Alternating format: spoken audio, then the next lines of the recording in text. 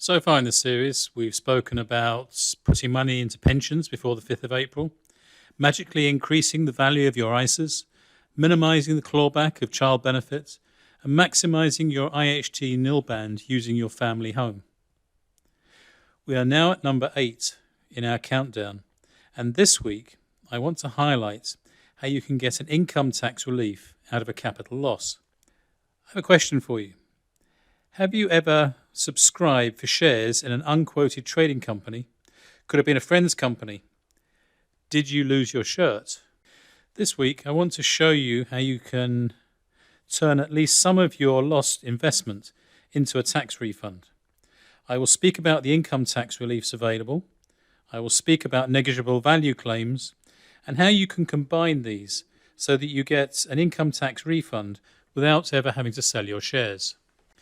Have you ever subscribed for shares in an unquoted trading company? Perhaps you've sold the shares. Perhaps you just retain the shares for sentimental value because they're worthless. Either way, you have made a loss.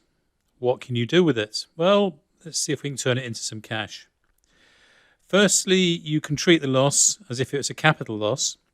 This is only useful if you've got some other capital gains to set it off against. Secondly, you can treat it as an income tax loss. And most of us have income subject to income tax that you could set it off against. You can set the income tax loss off in the year of the sale, or you can carry it back to the previous year. Either way, hopefully, you'll get a tax refund.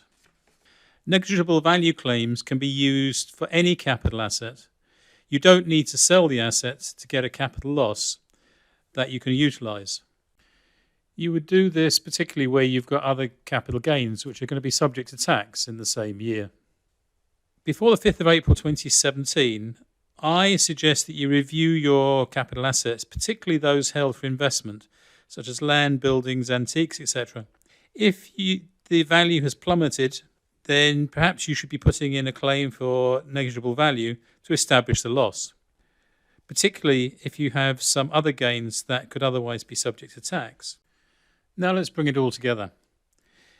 If you subscribe for shares in an unquoted trading company and you put in a negligible value claim, you can now use the loss in value as an income tax loss, just as if you had sold the shares. As always, remember this is a quick review of a useful piece of tax law, but I would recommend that you come and speak to us to check the details and look at it in the context of your own circumstances.